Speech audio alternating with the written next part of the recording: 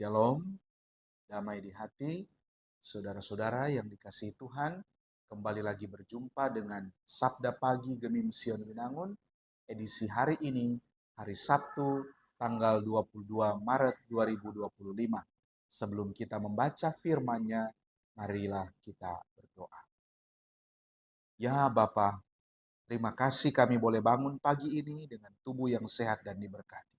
Saatnya kami akan membaca firman-Mu, kami mohon Roh Kudus menerangi, agar kami dapat mengerti dengan baik dan melakukan firman-Mu ini pula dengan baik dalam hidup kami.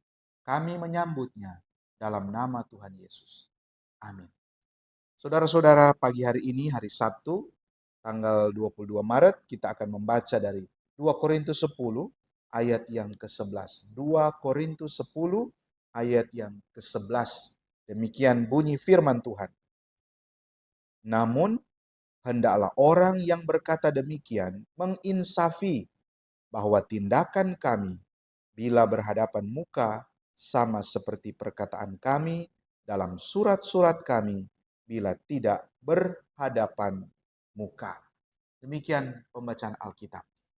Dan tema renungan kita pagi hari ini adalah dunia insaf karena Kristus.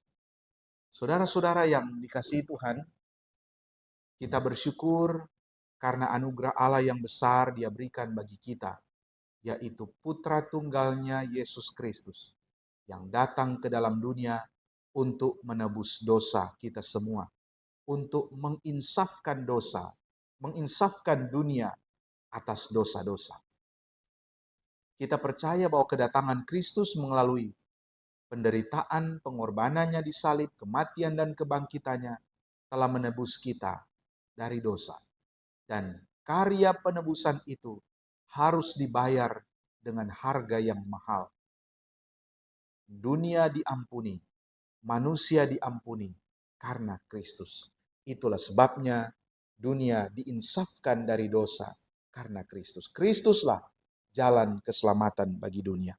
Saudaraku yang dikasihi Tuhan, ketika Rasul Paulus berhadapan dengan penentang-penentang, bahkan pembenci-pembencinya di jemaat Korintus, dia berusaha sedemikian keras sehingga orang-orang itu menyadari kesalahannya, menginsafi kesalahannya.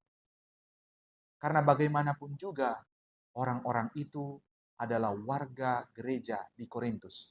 Maka dikatakan dalam ayat 11 tadi, hendaklah orang yang berkata demikian menginsafi bahwa tindakan kami bila berhadapan muka sama seperti perkataan kami dalam surat-surat kami bila tidak berhadapan muka.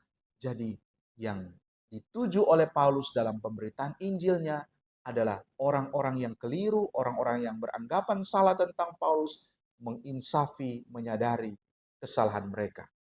Jadi ada salah anggapan, ada salah duga mereka tentang Paulus, bahwa katanya Paulus itu hebat jika tidak berhadapan muka.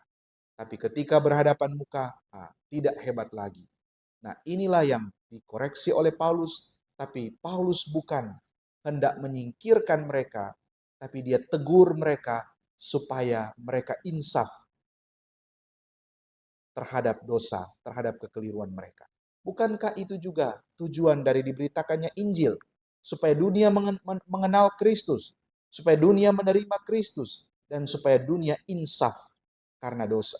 Insaf karena pengampunan dan penebusan Kristus.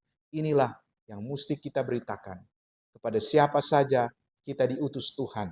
Di tempat kita bekerja, di tempat kita mengabdi dan kita melayani, kita memberitakan Kristus. Bukan saja dengan kata-kata, tapi yang terutama sekali dengan sikap tindakan kita yang menggambarkan apakah kita pengikut Kristus atau tidak. Sebab dengan tindakan kita, dengan keseharian kita, orang bisa menilai, oh begitu kote pengikut Kristus. Begitu kote tuh orang yang percaya Kristus dah. Suka berbohong, suka menipu, suka mencuri. Nah, di situ ketika orang yang belum menerima Kristus, belum percaya Kristus melihat teladan seperti itu, bukankah mereka akan langsung menolak dan tidak menerima Kristus? Padahal tugas kita adalah untuk membuat mereka menerima Kristus.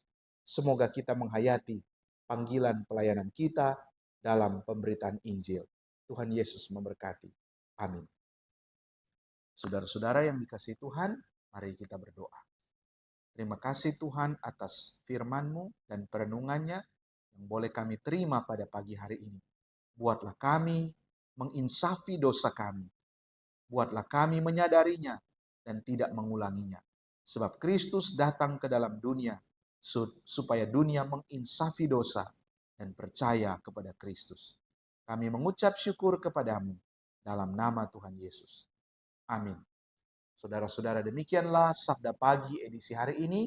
Tuhan kiranya memberkati kita semua dalam tugas dan kerja kita. Tuhan memberkati dan shalom.